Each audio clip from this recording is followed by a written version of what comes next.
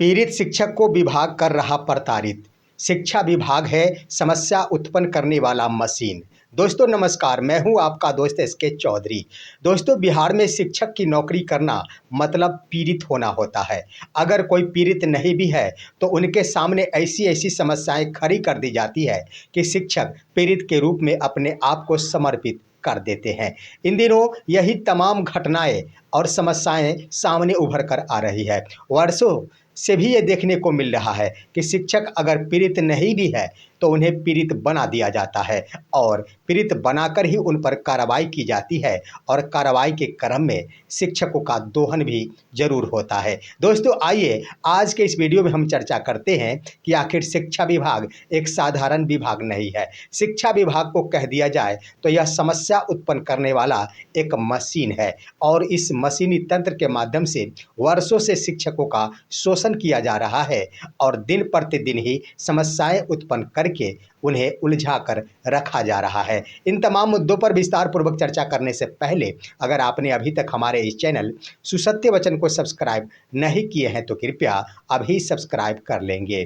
दोस्तों सबसे पहले आइए उस शिक्षिका का वीडियो हम एक बार फिर से आपको दिखाते हैं जो शिक्षिका सड़क पर आ रही थी स्कूल के लिए। उस शिक्षिका को देश भर के लोगों ने देखा और सरकार की जमकर यहाँ पर बेइज्जती भी हुई थी, क्योंकि सरकारी तंत्र के सामने, पुलिस के सामने नेताओं के द्वारा एक शिक्षिका को घसीटा जा रहा था, शिक्षिका को अपमानित किया जा रहा था। लेकिन शिक्षा विभाग की कह दिया जाए तो शिक्षा विभाग इतनी मजबूत है कि वो अपने कर्मी को बचा नहीं सकी। शायद शिक्षा विभाग के ऊपर सरकार की ओर से दबाव गया होगा। लेकिन इससे पहले आइए उस शिक्षिका का यह 30 सेकंड का वीडियो देखिए। दोस्तों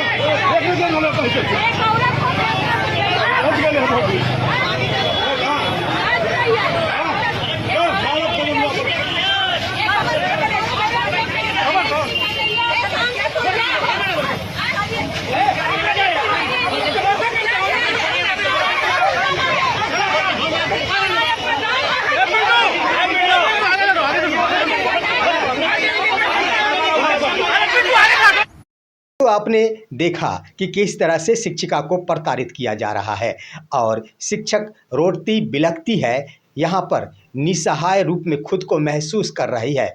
शायद आशा दिख रही है कि कोई आ जाए और यहाँ पर हमारी मदद कर दे, परंतु उनकी मदद करने वाला कोई नहीं, क्योंकि सारे के सारे तो बिहार बंदी के नेता थे।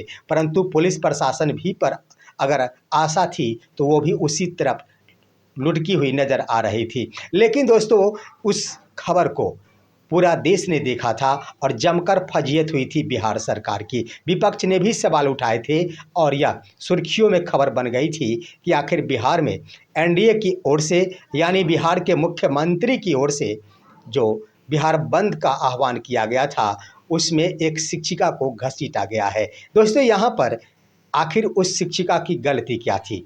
यहाँ पर तो आप देख ही लिए कि कोई गलती नहीं थी। वो शिक्षिका जबरन विद्यालय जाने को तरस रही थी, यही उस शिक्षिका की गलती थी। लेकिन आइए वो गलती तो दूर की बात, अब शिक्षा विभाग उसी शिक्षिका पर कार्रवाई कर दी है। वो पत्र भी स्पष्टीकरण संबंधी जारी कर दिया गया है, जो पत्र आपके स्क्रीन पर है।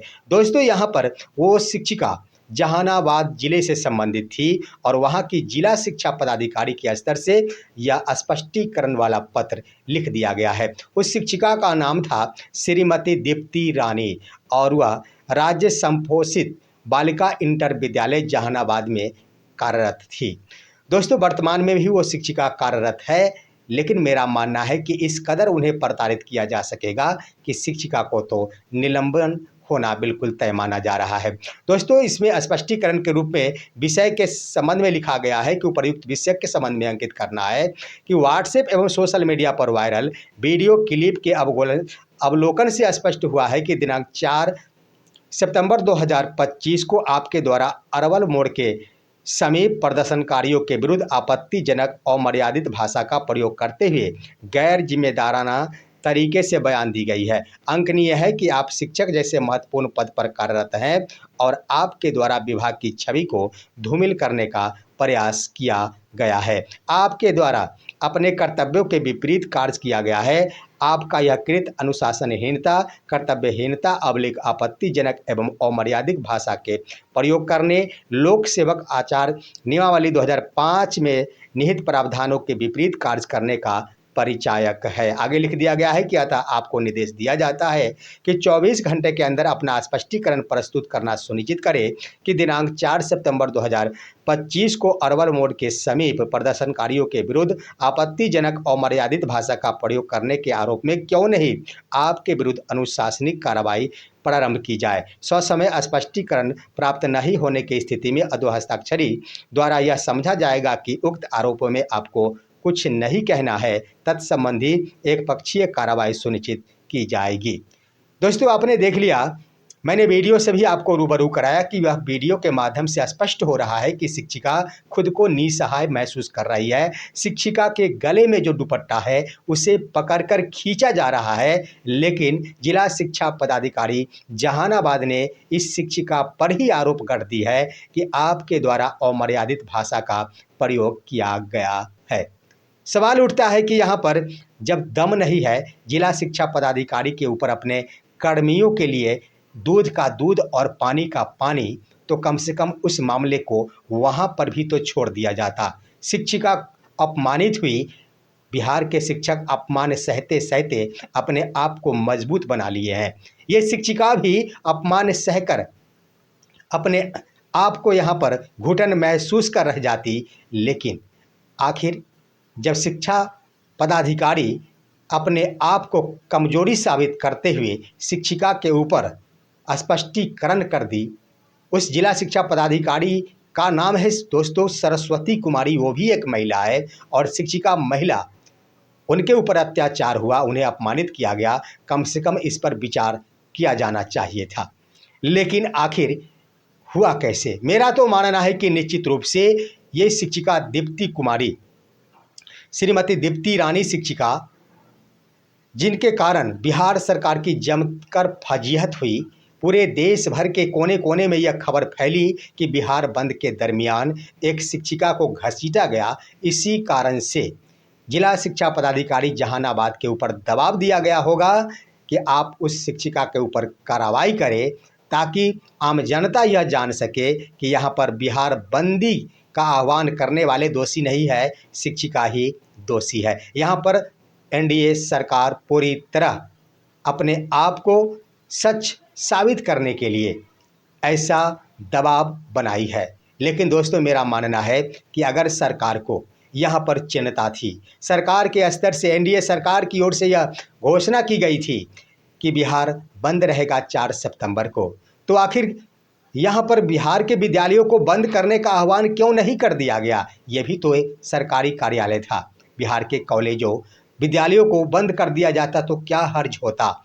शिक्षिका कदापि नहीं विद्यालय जाती, शिक्षिका घर पर ही बनी रहती। ढेर सारे जिलों में बंदी के कारण विलम्ब से यहाँ पर 20 मिनट 25 मिनट आधे आधे घंटे तक शिक्षक विलम्ब से पहुँचे विद्यालय, क्योंकि आने जाने की सवारी अवरुद्ध थी। दोस्तों, मेरा मानना है कि यह पहला मामला नहीं है।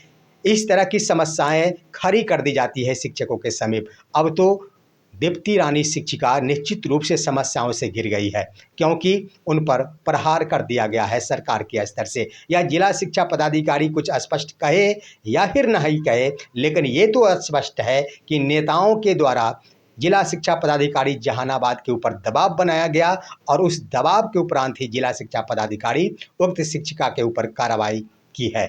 दोस्तों, शिक्षकों को समस्याओं में घिरा कर शिक्षकों को प्रताड़ित किया जाता है। यहाँ पर आप देखेंगे तो शिक्षा विभाग को सिर्फ व सिर्फ समस्या उत्पन्न करने का ही मशीन कहा जाए तो कोई बड़ी बात नहीं हो सकेगी। इसके क्रम में आपने देखा होगा कि समस्याएं ही समस्याएं उत्पन्न कर दी जाती है।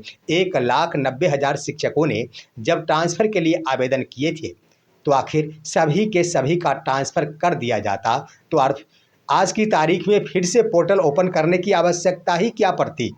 समस्या तो जानबूझकर खड़ी की जाती है। एक बार फिर से पोर्टल खोला गया और 3-3 जिला का विकल्प मांगा गया। वो शिक्षक जिनका ट्रांसफ़र नहीं हुआ वही जिलों के विकल्पों का चुनाव कर चुके थे, जिसका अभी कर रहे हैं।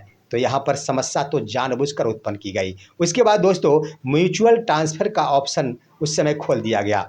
लगभग 32,000 शिक्षकों ने म्यूचुअल ट्रांसफ़र भी लिया, लेकिन दबाव में आकर लिया। वो 50-50 किलोमीटर दूरी को दूरी नहीं समझे, यही समझे कि आने वाले दिनों में एक बार फिर से जब सामंजन होगा या फिर ट्रांसफ़र होगा तो मेरा निकट का विद्यालय मुझे हासिल हो जाएगा, लेकिन वहाँ पर नहीं की गई। म्यूचुअल ट्रांसफ़र तो पूरी तरह बंद ही कर दी गई। अब आइए दोस्तों, ट्रांसफ़र के क्रम में पहले से टीआरई 3 के अभ्यर्थियों के लिए यह घोषणा कर दी गई थी कि इनका भी ट्रांसफ़र किया जा सकेगा, लेकिन पोर्टल जो भी विकसित किया गया उसमें टीआरई 3 के अभ्यर्थियों को मौका ही नहीं प्रदान किया गया। तो सवाल बनता है कि आखिर ऐसा प्रावधान ही क्यों किया जाता है? आशा देकर आखिर निराशा ही क्यों कर दिया जाता है? अब दोस्तों यहाँ पर एक व्यवस्था लागू कर दी गई कि जिन्होंने म्यूचुअल ट्रांसफ़र का फ़ायदा ले लिया है, अब वो पोर्टल पर आवेदन कर ही नहीं सकते हैं। तो निश्चित रूप से शिक्षकों के सामने ये समस्याएं उत्पन्न कर दी गई। आखिर म्यूचुअल ट्रांसफ़र की व्यवस्था नहीं की जाती तो आज शिक्षक 50 किलोमीटर दूर तो नहीं रहते, एक बार फिर से उनके द्वारा जिला का यहाँ पर चूज किया जाता और शिक्षक निकटवर्ती विद्यालय में जाने हेतु आवेदन करते। लेकिन यहाँ पर समस्याएं उत्पन्न कर दी जाती है। अब दोस्तों यहाँ पर ट्रांसफ़र हेतु आवेदन तो किया जा रहा है, लेकिन क्या लगता है ट्रांसफ़र कर दिया जाएगा? मेरा तो मानना है कि निश्चित रूप से आचार संहिता का यह ट्रांसफ़र भेद चाहेगा और एक बार फिर से शिक्षकों के सामने समस्या उत्पन्न कर दी जाएगी शिक्षकों का ट्रांसफ़र नहीं करके। जब शिक्षकों का यह ट्रांसफ़र संबंधी दोबारा पोर्टल खोला ही नहीं जाता तो शिक्षकों को यह आशा बन जाती कि अब मेरा ट्रांसफ़र नहीं होगा। अब यहाँ पर एक शब्दों में अगर कह दिया जाता कि ट्रांसफ़र अब नहीं होगा तो क्या शिक्षक इसको लेकर लाठी लेकर जाते क्या? नहीं दोस्तों, शिक्षक कभी भी मांगते हैं अपनी मांग तो सौहार्द तरीक़ों से ही मांगते हैं, अपील करते हैं, विनती करते हैं, ताकि मेरी विनती को स्वीकार कर मेरी समस्याओं का समाधान किया जा सके। दोस्तों ये तो ट्रांसफ़र संबंधी समस्याएं हुई। अब आइए विशिष्ट शिक्षकों की समस्याओं पर हम विचार करते हैं। मेरा तो मानना है कि अगर समस्या को उत्पन्न नहीं किया जाए तो शिक्षा विभाग के जिला स्तरीय पदाधिकारियों के पास कुछ काम रहेगा ही नहीं। सिर्फ व सिर्फ यही कि एक महीने के एक सप्ताह में पेमेंट किया जाना और दूसरा महीने भर का काम होगा कि शिक्षक और शिक्षिकाओं का वह अवकाश स्वीकृति करना। इसके सिवा कुछ भी समस्या नहीं, लेकिन विशिष्ट शिक्षकों की समस्या को उत्पन्न कर दिया गया। आखिर ज्वाइन कर लिए, लेकिन नियमावली के आधार पर पे प्रोटेक्शन नहीं दिया गया। ज्वाइन करने के बाद उनका पे फिक्सेशन होता है, लेकिन पे फिक्सेशन नहीं हो पाया। दोस्तों पहली बार हुआ है। वर्ष 2015 के बाद स्थिति ऐसी बनी है कि 8-8 महीना बीत जाने के बाद भी शिक्षकों का पे फिक्सेशन नहीं हुआ है। उसके बाद जो नियमावली में प्रावधान है उसका पालन नहीं हुआ है पे प्रोटेक्शन का। और समस्या सिर्फ विशिष्ट शिक्षकों के साथ ही नहीं है, नए नए विद्यालय अध्यापक जो विद्यालय योगदान किए हैं उनके सामने भी समस्या खड़ी की जा रही है। अब दोस्तों यहाँ पर डीए में बढ़ोतरी हो जाती है, लेकिन यह बढ़ोतरी हुई राशि शिक्षकों को कितने दिनों बाद मिलती है? यहाँ पर जनवरी 2025 का जो भी डीए बढ़ा आज तक भुगतान नहीं हुआ। उसके बाद इंक्रीमेंट 2 साल में एक बार बढ़ाया जाता है। बीच की अवधि का बढ़ा हुआ वह राशि कब मिलेगा यह कोई पता नहीं। तो ये तो जानबूझकर समस्याएं उत्पन्न कर दी जाती है। अब आइए नए जो हेड टीचर बने, प्रधानाध्यापक बने, इनके लिए कौन सी समस्याएं उत्पन्न की गई? सबसे पहले दोस्तों कि किसी ज़िले में अगर भुगतान हुआ होगा या फिर नहीं, लेकिन जहां मुझे सूचना प्राप्त हुई कि ढेर सारे ज़िलों में जो विशिष्ट या फिर नियोजित शिक्षक थे उनका पूर्व का जो भी वेतन था वही भुगतान कर दिया गया। अगर विशिष्ट शिक्षक थे और वो विद्यालय अध्यापक नहीं, विद्यालय प्रधान हेड टीचर के रूप में विद्यालय योगदान किए तो उनका हेड टीचर का भुगतान नहीं हुआ और उन्हें विशिष्ट शिक्षक का ही वेतन भुगतान कर दिया गया। इससे तो स्पष्ट हो गया कि समस्या उत्पन्न कर दी गई। अब इनका फिक्सेशन कब होगा, इनका जो बीच का एरियर होगा इसका भुगतान कब होगा? ये जानबूझकर समस्याएं उत्पन्न की जाती है और समस्याओं से जब शिक्षकों को लाद दिया जाता है उसके बाद पदाधिकारीगण 5 सितंबर 2025 को नए प्रभार ग्रहण करने के उपरांत एसएस डॉक्टर बी राजेंद्र के द्वारा कहा गया कि शिक्षकों के तमाम समस्याओं का समाधान होगा। ये तो हर किसी को पता है, लेकिन आखिर समाधान होगा तो होगा कब, ये बड़ी बात होती है। और सबसे बड़ी बात कि अगर समस्याएं उत्पन्न ही नहीं की जाए तो आखिर शिक्षक क्यों अपनी मांगों को रखेंगे, शिक्षक क्यों यहाँ पर सोशल मीडिया के माध्यम से शिक्षा विभाग को यह कहेंगे कि यह समस्या उत्पन्न करने वाला एक मशीन है।